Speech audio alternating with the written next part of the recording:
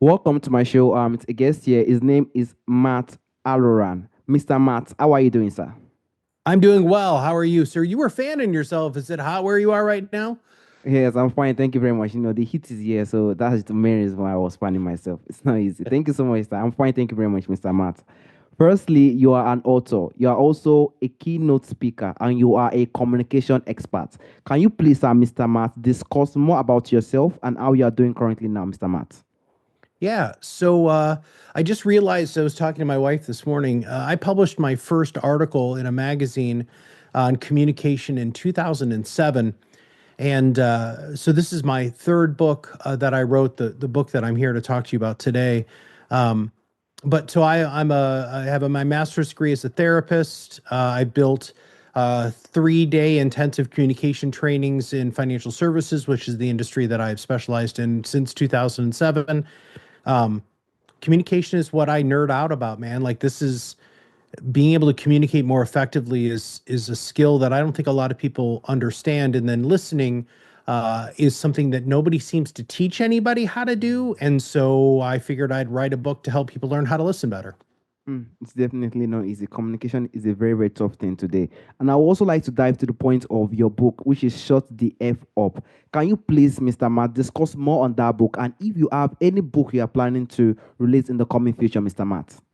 Yeah. So Shut the F Up and Listen was purposefully titled that way to get people's attention. It's a pretty ridiculous book cover. It's a lot of fun. Um, so the book itself breaks down to three major things. So the first thing it does is it talks about 5 different kinds of communicators, which is just basically like a life hack so you can understand how basically deep you can go with the person you're communicating with. And then we walk through the 7 different types of listening. And then the other big component is at the end of every chapter, there is exercise, right? So what I'm teaching you in the chapter on listening, I'm also going to say, okay, now go out into the world and let's see how this works for you. And the feedback that I'm getting, that's where people are finding the most value is they just keep saying, "Oh my God, I'm so excited to go out and try this new way to practice this specific kind of listening." And it's a whole bunch of fun. The book is very story based. They're very personal stories about things that have happened in my life. And I just wanted to talk about it in engaged listening instead of active listening, which is what most people talk about. Exactly. Completely agree, Mr. Matt. Thank you so much, Mr. Matt. And I would like to go to the point of silence. We know silence is a very, very powerful tool today. But a lot of people don't know how to use it because when it's even at time in my own personal when it gets to a point, I won't be silent again. It will just exaggerate. So I would like to ask, like what do you think make a silence such a powerful tool in communication, Mr. Matt? Yeah. Well, I definitely think that there are limits on silence, man. I can't Exactly. stress that enough, right? There are times when you have to be loud and proud and say your piece and have your voice heard. Um, but the letters that make up the word silent are actually the same letters that make up the word listen. And I really think that's super powerful. I'm When it comes to silence, silence is a very powerful tool that if you use it sparingly, the power is unbelievable. And I'll tell you a quick story. Uh, I'm a professional podcaster. I run a podcasting company, which is what I do all day, every day. And I was interviewing this guy, really, really famous guy in financial services here in the States. And I got done with the show, and he said to me, "Matt, that was like the best show I've ever been on, and holy crap, man, I got to say all this stuff that I haven't been able to say before on other shows, and man, you really brought it out to me." And I went back and I listened to the podcast. I said 3 things the whole 30 minutes, man, 3 things, and that got me thinking. I was like, so what just happened there? Because I think a lot of times, and especially in this medium, in the world of podcasting, a lot of us as hosts think that we have to talk a lot. And normally what you really want to do as a really great host is to really shine the light on your guests, which by the way, I have to commend you on. I watched as a podcaster, I watched your shows, I think the way that you ask questions, the way that you show your audience that you're listening, you've had some pretty really cool guests on your show. And I think that you ask good enough questions where I, as the person on the other side of the microphone, like, okay, so he prepared for this, he thought about this, he's listening to me. And I think that's really powerful. So I'm sorry, I was digressing there with silence. So here's the thing. One of the things that I teach is something called the dramatic pause and engaged listening. When you get done talking to somebody, so you ask them a question, right? When they get done speaking, what you should do is you should take a pause. Because what we immediately want to do, and this is the difference between listening to listen and listening to respond, is listening to listening, listen to listen just gives you that opportunity to process what the people say. We're so quick to talk that we still haven't processed what just came out of your mouth, right? And here's the most important thing. The person who's telling you that stuff, they don't know what they just said either. So we've got to give them a little bit of space, just a little bit of space, which is literally 2 to 3 seconds. And what you're going to find in relationships, business, personally, and professionally, that if you give them that space, they're going to continue talking. And whether this is leadership, whether this is sales, whether this is with your significant other, when you give people the space to continue to talk, they look at you very, very differently. And the best thing is, they'll actually get to what they really want to talk to you about really fast. But if you're interrupting them with other questions and, oh, yeah, I totally agree, and all the stuff that we're trained to do, if you just let them, if you just shut the F up and listen, and you let them get there within three pauses, they're going to start talking to you about what they really want to talk to you about. And I think that really changes the game. And that can only be achieved through silence. Exactly. It can only be achieved through silence. Thank you so much, Mr. Matt. And I'll also like to dive to the point of cultural differences.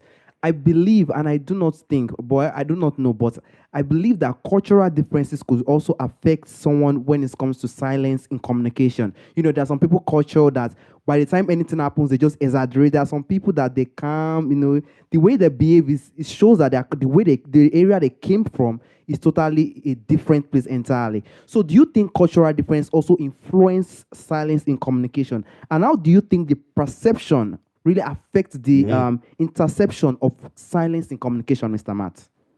So you sent me this question ahead of time, and I've been really thinking a lot about this. Because there are huge cultural considerations.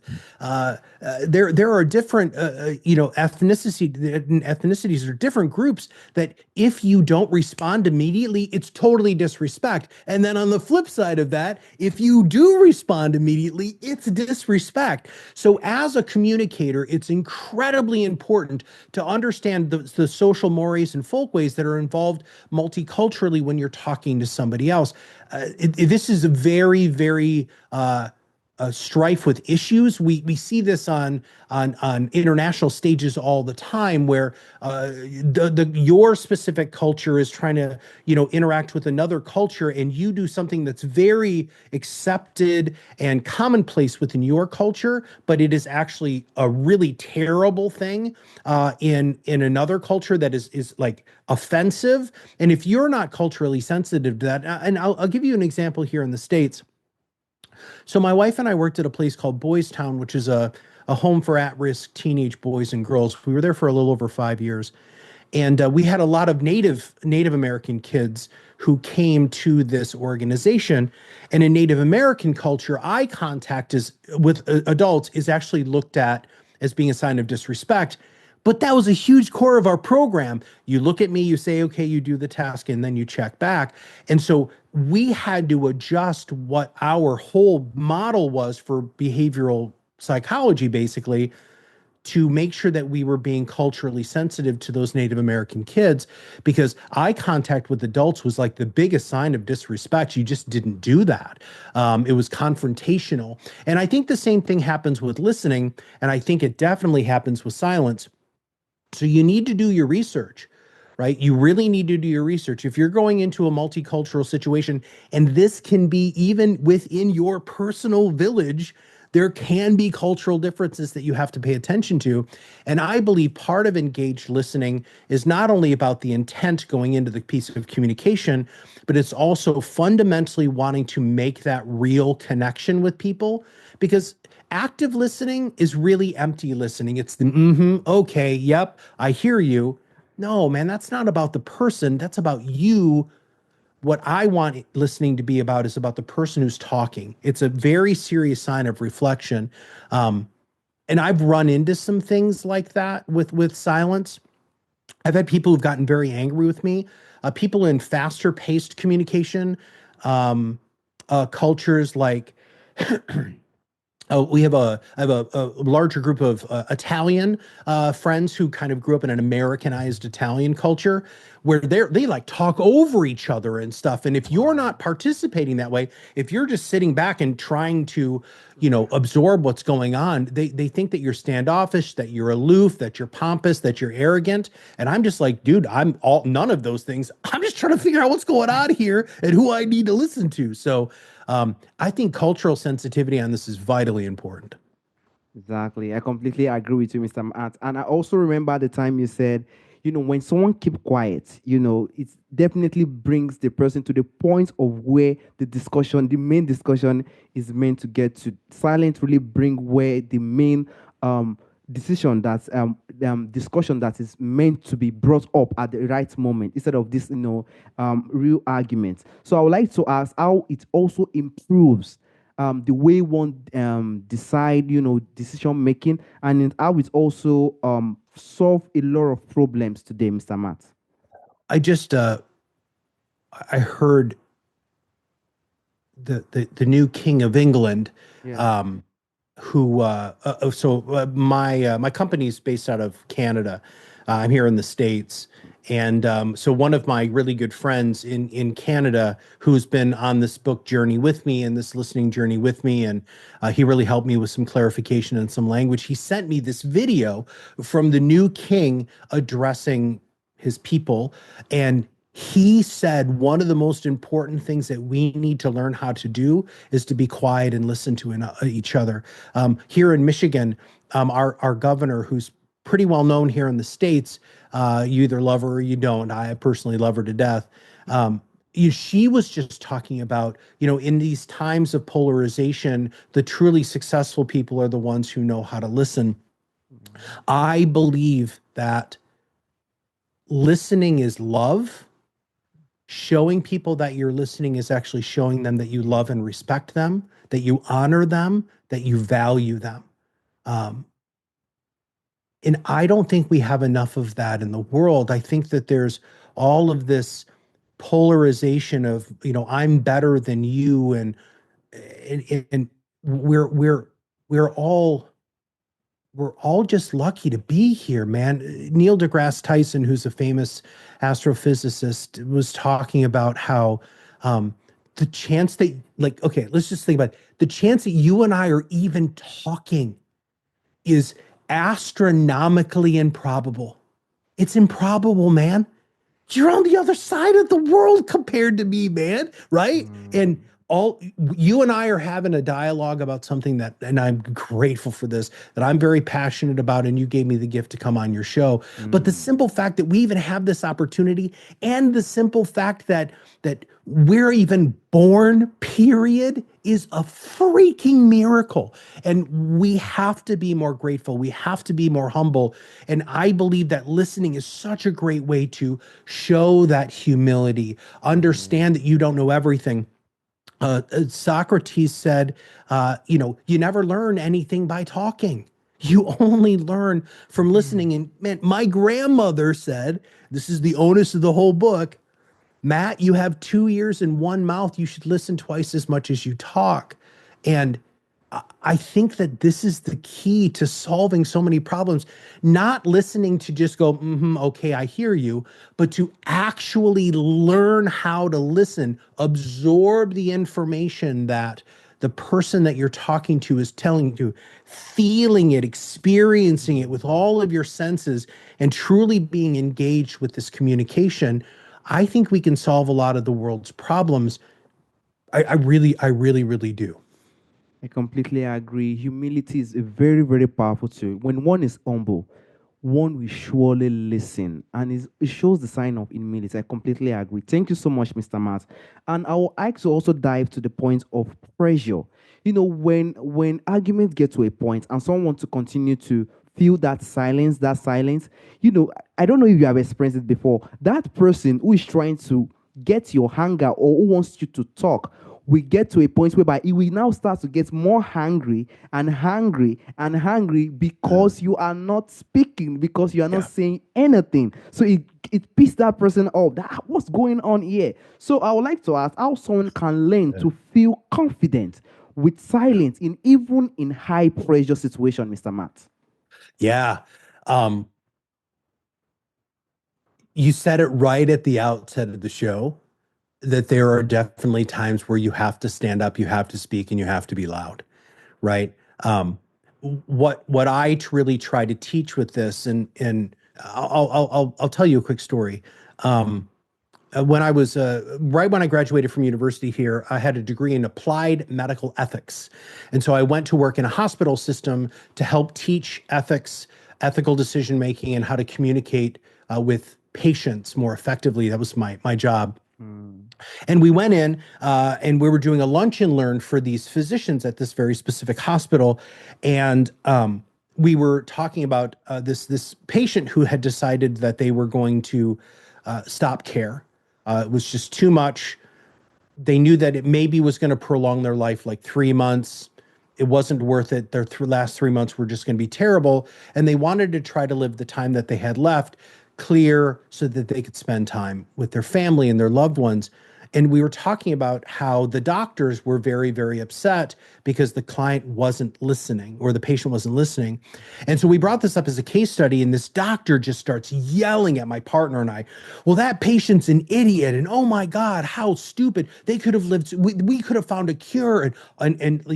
This was one doctor in a room full of doctors, and all the other doctors are like looking at this guy going, yeah, well, he's saying the quiet part out loud. And then and then my partner, the guy who was leading it, I was new at the time. He was like, "That's why we're here, because how upset you're getting right now isn't productive for the person who it needs to be productive for, which is the patient, not you." And this is what drew the guy over the edge. He said, "I need you to understand this isn't about you." And he just was like, "Well, hell yes, it's about me. I'm the doctor." And he like stormed out. And you should have seen the look on all the other doctors' faces. They were just like, "Whoa, I was thinking that, but wow, you're actually right in this." And like three or four doctors came up to us. The reason why I illustrate that story is one, because I think that there is a technique in the book called listening to learn, and it really does have to do with when to use silence in those situations. But when somebody is really, really angry with you, or the conversation using silence continues to escalate, there is a point in engaged listening where you need to say, okay, what's happening right now is it's escalating, right? I want you to know that I hear what you're saying. I can feel that you're angry. I feel that you're angry with me. Um, I don't want to be reactive in this situation. I want you to understand, and I want you to know that I'm here to really fully understand what the issues are that you have with me. I don't know right now in this moment how to solve this problem, but I'm here to continue to find out more about how I can help. There are lots of different ways, and I talk about pace, pentameter, volume, inflection, and um, those real four components of understanding what's being said. But you can also use those to your advantage in a heated discussion. Somebody's getting loud, somebody's starting to increase their pace, they're getting very, diction, very staccato with their words. If you flip the switch on that and you become quieter, you become more slow, you become less staccato, very, pointed with your words, and you start slowing down and being quieter and quieter. It's amazing how that person who is at a level 10 will start coming slowly down to where you need them to be to actually effectively communicate, which is a 3 to 4 by just, and again, part of engaged listening is the intent of having a positive desired outcome in that exchange of communication. And you can use that stuff to bring that down. And then there are other times where it becomes a shouting match, man. And that's just what happens. We're human. You can only be pushed to a very specific limit. My goal in teaching people how to listen is to extend that limit, maybe just a little longer before you lose your stuff. I completely agree. And what you said, Mr. Matt, it takes a huge person, like a person who is really, really humble to do that. When you heard all these words, you now have to say, I've heard you. And it takes someone who is really, really humble. And lastly, Mr. Matt, we do know that silence is a sign of strength, not weakness. A sign of one person who is really strong. And I would like to know some people might think silence is maybe the reason why silence is because he's not prepared or he doesn't know what to say in the situation or stuff like that. So, what advice would you give to someone who feels silence might be them appearing unprepared or unsure what to say at the moment, Mr. Matt? So I love that you've brought this up because it's actually the exact opposite. You're just, not to be mean, but they're just wrong. When you are silent, when you are listening, when you are holding that space for that person you're talking to, they haven't experienced that as much as they want to. We have an epidemic of loneliness in this world and disconnectedness in this world. And it's because everybody is screaming at everybody else and nobody's showing them that I'm listening to your screaming. It's the same thing in sales. It's the same thing in leadership. It's the same thing in relationships, right? When you're in those environments, even if there is a power difference, when you start showing people that you actually listen, everything changes. Your relationships change. The way that they look at you change. The amount of respect that they have for you changes because you're allowing them, again, it's not about you, it's about them. You're showing them, you're making them feel that they are loved and appreciated and respected and honored, right? That is the most powerful flipping thing that you can do, in my opinion, hands down. I've closed more business by not saying anything, by using silence, using some of the skills that I teach in the book. We run a multi-million dollar podcasting company. My team knows that I am there to listen and to, show them that I really do. I really actually want to hear their ideas, not just the lip service that a lot of leaders do. I've been married for 25 years to the most wonderful human being I could ever be gifted to. I'm a father to two 21-year-old boys that I've been successful in those. And the way that I've been successful isn't Matt saying that I'm the smartest guy in the room and that you all need to listen to me because I'm dad, right? Or I'm the owner of the company. No, it's you've used this word repeatedly. It has to do with power actually comes from humility. Because if you try to match power with power first, then you're in a struggle. If you match power with humility, they're going to look at you differently. And then all of a sudden you can actually level out that power very, very, very quickly. And I wish more people did that. Exactly. I completely agree with you. I wish more people need to have this sense of humility. Humility, even agree with you, humility is like the base point. When the humility is there, it will be very easy for someone to have this sense of silence and trying to just understand the situation that is on board so that one will say to it in the right way. Thank you so much, Mr. Matt. And lastly, Mr. Matt, there's a question I normally ask during the end of the show. From the forefathers, from the people who have passed on, from our elders who has left us today, there are a lot of things do which exist during our forefather times. A lot of things exist during that time. A lot of it are missing in our time today. If there is anyone or anything you would like to bring back to our time today, Mr. Matt, what do you think that thing will be, Mr. Matt? Actually being able to have a discussion.